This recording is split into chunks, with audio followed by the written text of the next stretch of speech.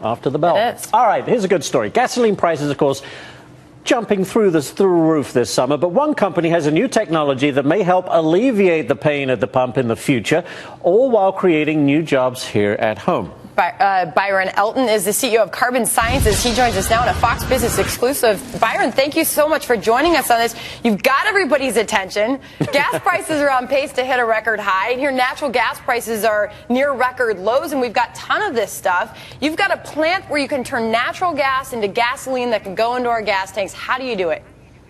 Well, we've made an announcement that we're going to build the plant, and in its simplest form, it helps answer the question, how are we ever going to achieve energy independence in this country? You know, every president since Richard Nixon says we got to get off foreign oil, we got to get off foreign oil, but even today we're going to buy 13 million barrels of somebody else's oil, send all that money outside the country. We've got all the resources here at home, especially in natural gas, to be able to make the gas ourselves. So you're right. So the first question is, can you make conventional gas out of natural gas? Yes, you can. And the plant that we're going to build is going to do precisely that. So how long has this technology been around, Elton? And if it has been around, how come no one else has done it? Fair question. So it's a three-step process. The first part, which is the most expensive, by the way, is takes the natural gas, turns it into a syngas. The syngas gets turned into methanol, which we've been doing for many, many years, and then the methanol into gasoline. That's an ExxonMobil process. And I think it's a fair question in terms of why hasn't anybody done it. I think it's been a function of scale and, quite frankly, economics for the big guys. And that's where we see the opportunity. The big secret about natural gas is while we have trillions of cubic feet, it's all over the place, and in a lot of cases it's in smaller reservoirs, not big enough for the big guys. But Byron, so one problem that the consumer might have with this is they might say, do I have to have a vehicle that can actually take this type of gasoline made from natural gas? Do I have to buy a special car? Yeah, great question. In the case of this plant, absolutely not. The gasoline that we make is the gasoline that we use, so it's conventional gasoline.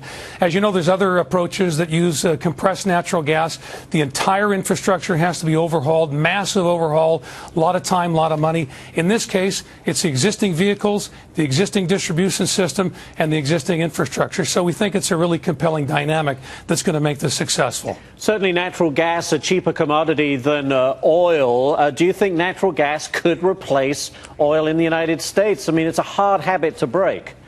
Yeah, well, I don't think so. I mean, we have a lot of crude oil. We produce about 7 million barrels a day. We use 20. So in terms of energy independence, it's the 13 million. That's the number we got to concentrate on. Can natural gas replace all of that? Yeah, it could, but I think it's going to be a combination of a lot of approaches. This is a great start. We're never going to stop using crude oil, but again, the good news to your point earlier is it's the same product that we're making. It just the feedstock is natural gas, which we have in abundance. It's ours. It's cleaner. It's affordable, as opposed to that 13 million barrels a day that we buy from other people, which is dirty, it's expensive, and it's theirs. Byron, so it checks off a lot of boxes. Have you spoken to the president about your plant? I haven't. You know, for some reason, he has not yet returned my calls. Okay. But I think after this appearance, you know, it's I'll give him my cell phone, but just and use we're this ready to talk. If you had his ear, what would you tell him? Listen, if you're serious about, we're heavy on talk about energy independence. The question is, how are you going to do that? Nobody would disagree. And if I had his ear, I'd say, President, we support you in getting off of the foreign oil, love the political will. Now we need the leadership to give us the answers on how. Using natural gas, which we have here in the United States, to make gasoline is a great start. The technologies are proven. They're here. Support us. Let's get going. All right, you had us at hello, Mr. Byron. Carbon Sciences CEO, thank you for joining us. Thank you very much. President, a big fan.